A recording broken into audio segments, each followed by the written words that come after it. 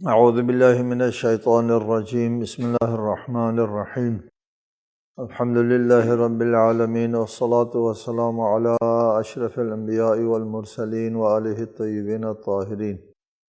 اعوذ باللہ من الشیطان الرجیم، ما اتخذ اللہ من ولد وما کان معه من الہ اذا لذهب كل الہ بما خلق ولعلى بعضهم على بعض سبحان اللہ عما یصفون۔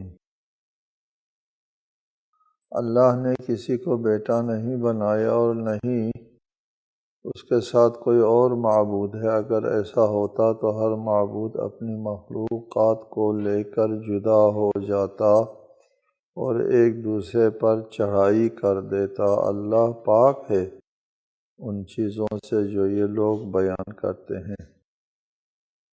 تعدد الہ ناممکن ہے، نامعقول ہے، غیر قابل تصور ہے کہ ایک معبود کے علاوہ دوسرا معبود نہیں ہو سکتا۔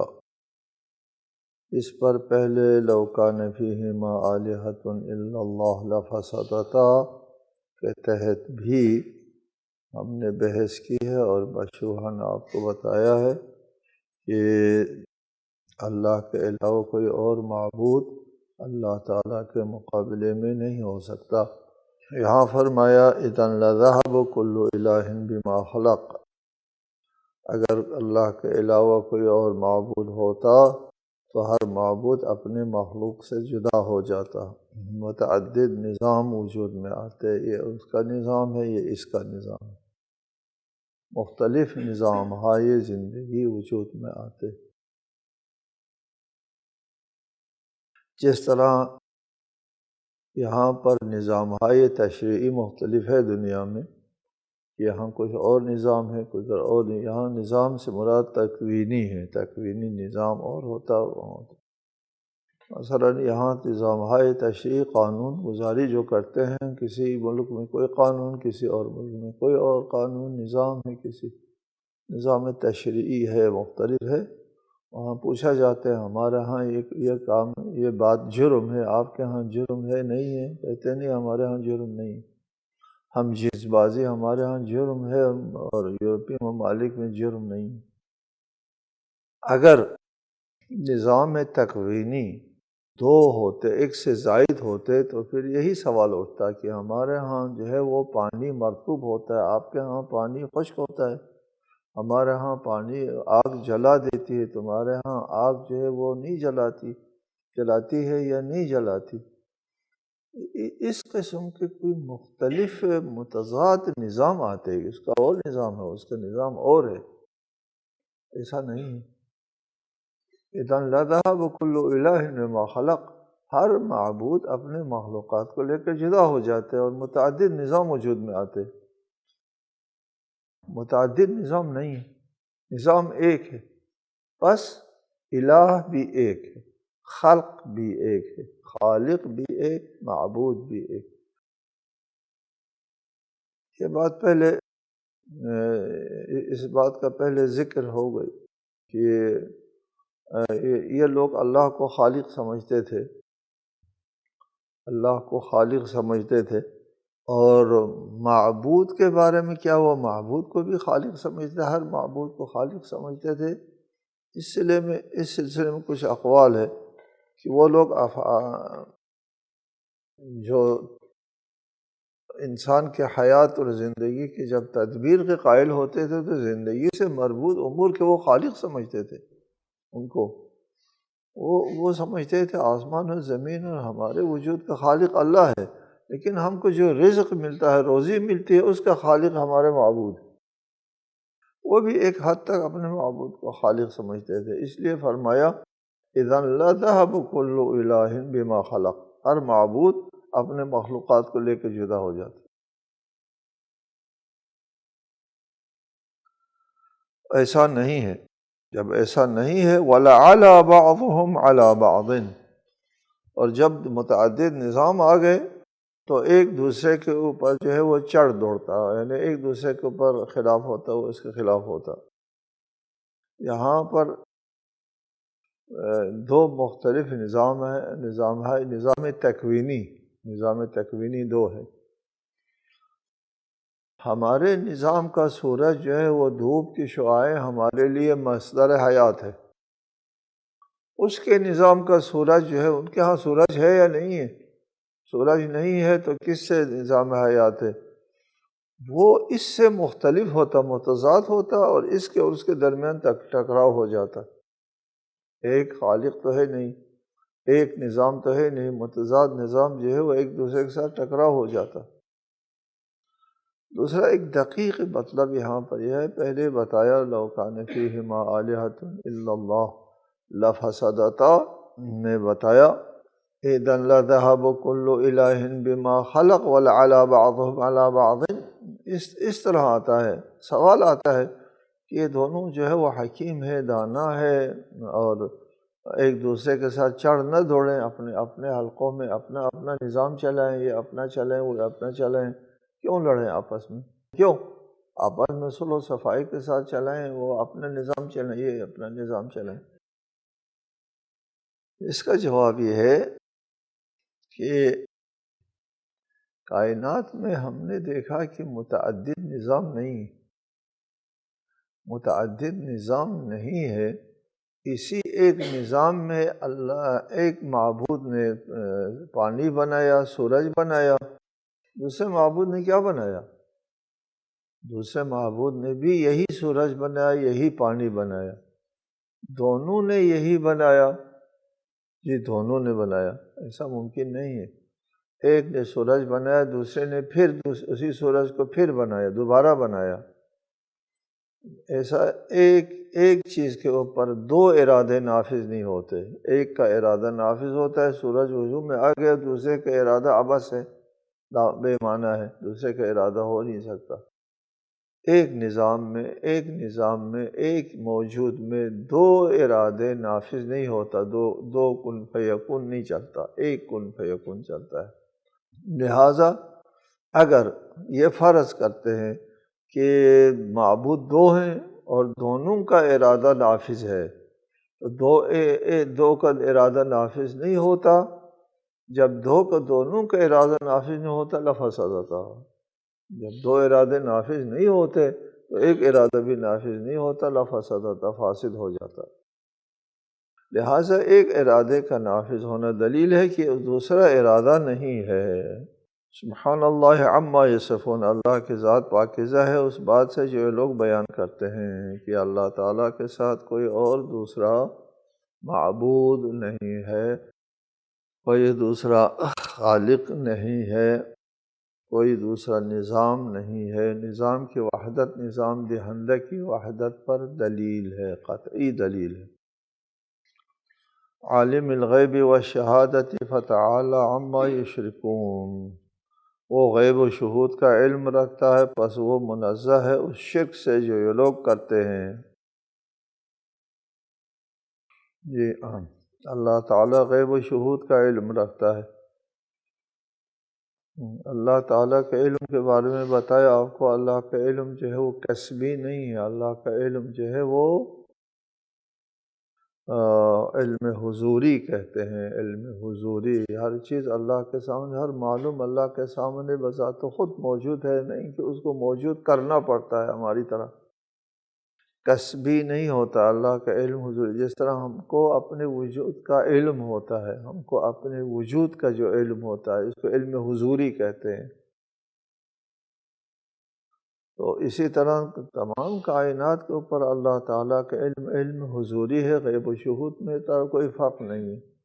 یہ غیب و شہود ہمارے بنسبت کوئی بعض غیب کی باتیں ہیں، بعض شہود کی باتیں ہیں، اللہ تعالیٰ کے لیے غیب اور شہود دونوں ایک جیسا ہے، علم حضوری ہے۔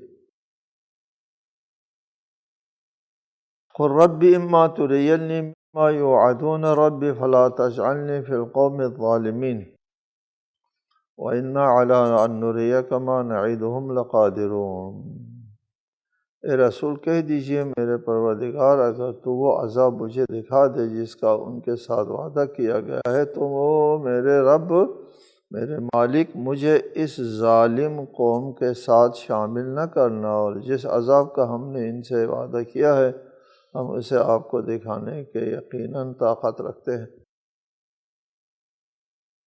اللہ تعالیٰ کی طرف سے وقتاً فوقتاً یہ وعدہ مل رہا ہے کہ ہم ان کے اوپر عذاب نازل کرنے والے ہیں، اور اس میں عجلت سے کام نہ لیا کریں۔ یہ عذاب آنے والا ہے اور مہلت دینا اللہ تعالیٰ کے نظام میں ضروری ہوتا ہے۔ جرم سرزد ہوتے ہی فوراً دوسرے لمحے میں عذاب نہیں آیا کرتا۔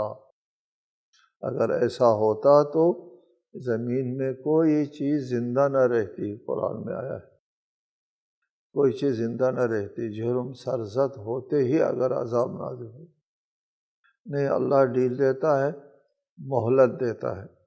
اس آیے کریمہ میں فرمایا، ایک دعا کا ایک سلیقہ بیان فرماتا ہے، قُل رَبِّ إِمَّا تُرِيَنِّي مَا يُوعَدُونَ رَبِّ فَلَا تَجْعَلْنِي فِي الْقَوْمِ الظَّالِمِينَ۔ اگر ان ظالموں کے ساتھ جو آپ نے وعدہ عذاب کر رکھا ہے وہ اگر مجھے دکھا دے اور دکھانے کی نوبت آئے، یہ وعدہ عذاب ان ظالموں کے ساتھ جو کر رکھا ہے، وہ وعدہ پورا ہونے کا وقت اگر آ جائے، وہ عذاب اگر نازل ہو جائے، تو پھر آپ یہ دعا کریں، مجھے ان ظالموں کے ساتھ قرار نہ دیں کہ میرے اوپر بھی عذاب کہیں نہ آ جائے ان کے ساتھ۔ یہ دعا کریں۔ اس دعا کی تعلیم کا مطلب یہ ہے، یہ عذاب ان کے اوپر آنے ہی والا ہے، وقت نزدیک آ گیا ہے۔ رسالۃ مآب کو یہ تعلیم دی جا رہی ہے کہ اس عذاب سے مجھے بچائیں جو اس قوم کے اوپر آنے والا ہے۔ ظاہر ہے کہ اس قوم کے اوپر آنے والا عذاب جو ہے وہ رسول کے ساتھ اس کا کوئی ربط تعلق نہیں ہے، لیکن اس عذاب کی شدت کو بتانے کے لیے، بیان کرنے کے لیے یہ طریقہ تعبیر اختیار کیا گیا ہوا۔ قل رب اما ترینی، ان ہے ان ترینی، اگر آپ مجھے دکھا دیں، ما یعدن، ما مائز زائدہ ہے، ان شرطیہ ہے، اگر آپ مجھے دکھا دیں جس کا ان کے ساتھ وعدہ کیا گیا ہے وہ عذاب، تو مجھے ظالموں کے ساتھ قرار نہ دیں۔ وَإِنَّا عَلَىٰ أَن نُرِيَكَ مَا نَعِدُهُمْ لَقَادِرُونَ۔ فرمایا کہ یہ دعا کرو کہ آپ کو شامل نہ کریں، کہ آپ کو شامل کرنا نہیں ہے، لیکن عذاب کی شدت بتانا منظور ہے۔ وَإِنَّا عَلَىٰ أَن نُرِيَكَ مَا نَعِدُهُمْ لَقَادِرُونَ، اور جس عذاب کا ہم نے ان سے وعدہ کیا ہے ہم اسے آپ کو دکھانے کی طاقت رکھتے ہیں، اب دکھانے والے ہیں، اس کے اوپر قدرت رکھتے ہیں۔ اور کہتے ہیں کہ جنگ بدر میں یہ دکھانا شروع کر دیا۔ جنگ بدر میں جب یہ لوگ قتل ہو گئی، کوئی گھر ایسا نہیں بچا تھا اس کا کوئی نہ کوئی بندہ قتل نہیں ہوا تھا، اور صنادید قریش قتل ہو گئے، ان کی کمر ٹوٹ گئی جنگ بدر میں، ان کے ہر گھر میں صف ماتم بچھ گئی، اور یہ عذاب جو ہے جنگ بدر میں شروع ہو گیا، اور آنے والی جنگوں میں بھی ایک کے بعد دیگر ان کو شکست کا سامنا کرنا پڑا۔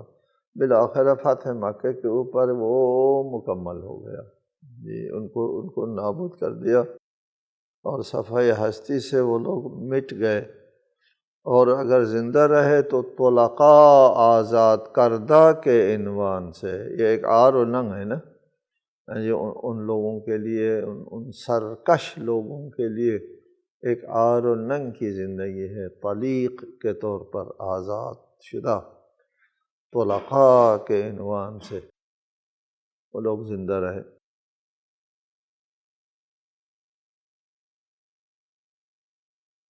ادفع باللتی ہی احسن سیئۃ نحن اعلم بما یصفون، آپ برائی کو احسن برتاؤ کے ذریعے دور کریں۔ اب خوب جانتے ہیں یہ جو باتیں یہ لوگ بتا رہے ہیں۔ لوگ کیا باتیں بنا رہے تھے رسالۃ مآب کے بارے میں؟ رسالۃ مآب کو جادوگر کہتے تھے، دیوانہ کہتے تھے، شاعر کہتے تھے، اور دیگر باتیں الزامات عائد کرتے تھے، استہزاء کرتے تھے، طعنے دیتے تھے، اور نہایت اہانت آمیز رویہ ان لوگوں نے رسالت مآب کے ساتھ اختیار کر رکھا تھا۔ ان حالات مکی زندگی میں یہ حکم ہے ادفع باللتی ہی احسن السیئۃ، ادفع السیئۃ باللتی ہی احسن، اس برائی کو احسن برتاؤ کے ذریعے دور کرو، برائی کو دور کرو احسن برتاؤ کے ذریعے۔ مثلاً اگر کوئی گستاخی کرتا ہے، گستاخی کے بے ادبی کرتا ہے رسالت مآب کی شان میں، تو اس جیسا جواب نہ دینا حسن ہے۔ اس نے بد کلامی کی اور اس بد کلامی کے جواب میں بد کلامی نہیں کی، یہ حسن ہو گئے۔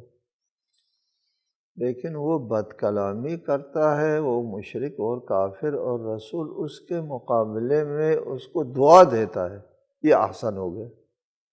جی، ادفع السیئۃ باللتی ہی احسن، اس برائی کو دور کرو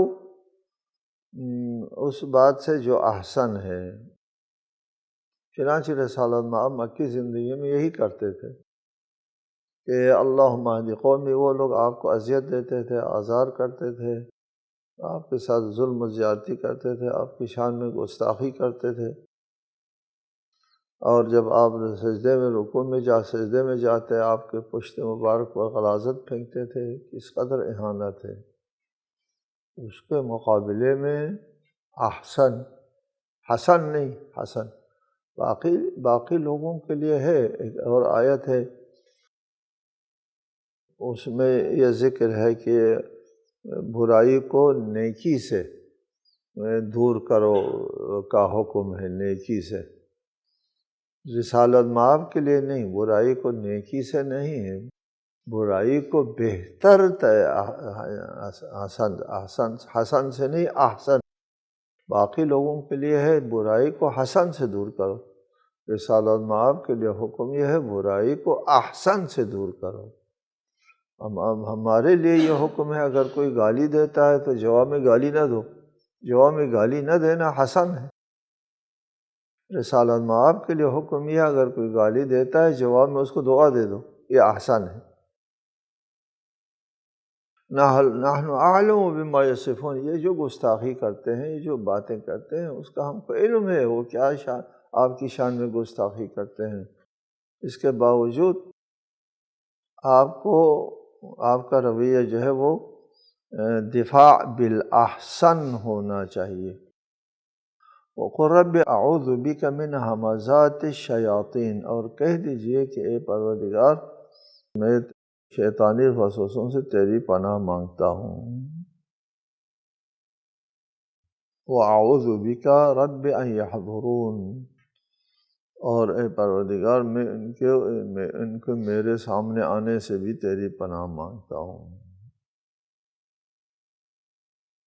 جہاں نحن اعلم بما یصفون، ہم کو علم ہے کہ یہ کیا باتیں کرتے ہیں آپ کے بارے میں، کیا گستاخی کرتے ہیں۔ لوگ جب آپ کے شان میں گستاخی کرتے ہیں، آپ کو غصہ دلاتے ہیں، آپ کی بے احترامی کرتے ہیں، اس وقت قدرتاً انسان کے اندر ایک جذبہ انتقام ابھر آتا ہے، غم و غصے میں آتا ہے۔ غصہ کیا ہے؟ غصہ جذبہ انتقام ہے۔ اگر ماتحت ہے تو پھر اس کے لیے زد و کوب کے ساتھ وہ غصے کا اظہار کرتے ہیں، اگر مافوق سے ہے تو پھر اس کے ساتھ دلوی قلبی عناد کے ساتھ جو ہے وہ اس کا مقابلہ کرتے ہیں۔ جب کوئی گستاخی کسی کے حق میں یا کسی کی بے عزتی کرتا ہے، اس وقت شیطان کو یہ کمزوری جو ہے وہ بہت شیطان کے لیے اہم ہوتا ہے کہ وہ اس کمزوری سے فائدہ اٹھاتا ہے۔ جب کوئی آپ کے شان میں گستاخی کرے تو اس وقت آپ شیطان سے اللہ کی پناہ مانگو کہ وہ اس سے فائدہ اٹھاتے. یہ درس ہے باقی دنیا کے لیے. اپنے حبیب کو سمجھا کر، یہ قرآن کا طریقہ خطاب یہی ہے، یا کہ آنی فسمعی یا جارہ کے طور پر بتانا، سر دیگر دلبران در حدیث دیگران، دلبر کی باتیں جو ہے دوسروں کی گفتگو میں کی جاتی ہے، بتانا ان کو مقصود ہے، اور خطاب کسی اور سے کیا جاتا ہے. قرآن کا طرز تکلم یہی ہے کہ اپنے حبیب سے خطاب ہوتا ہے اور سمجھانا دوسروں کو مقصود ہوتا ہے، کہ جب بھی کسی قسم کی ناراضگی کا، گستاخی کا اور بے عزتی کا موقع آ جائے تو پھر شیطان کو وہاں ٹھیک ٹھاک موقع ملتا ہے، وہ طاق میں بیٹھا رہتا ہے. یہ انسان کی کمزوری ہے. یہ جگہ انسان کی نہایت کمزوری ہے. اس کمزوری سے فائدہ اٹھاتا ہے، اور پھر کہتے ہیں کہ اس فلانے کو ٹھیک ٹھاک جواب دینا چاہیے، اینٹ کا جواب پتھر سے دینا چاہیے، اور اس کو نہیں معاف کرنا چاہیے. شیطان کو موقع ملتا ہے. من حمزات الشیاطین، شیطانی وسوسوں سے. یہ وسوسہ دل میں ڈالتا ہے کہ اس کو معاف نہیں کرنا چاہیے. وَأَعُوذُ بِكَ رَبِّ أَن يَحْضُرُونَ، شیطان ایسے موقعوں پر فوت حاضر ہو جاتا ہے. یہ پناہ مانگو کہ شیطان میرے سامنے حاضر ہو جائے. شیطان اس طاق میں رہتا ہے کہ ایسے موقعوں پر وہ حاضر ہو جاتے ہیں اور انسان کو گمراہ کرتا ہے، طیش میں لاتا ہے، اور انتقام جوئی کے جذبات جو ہے ابھارتا ہے. اس سے اللہ کی پناہ مانگے.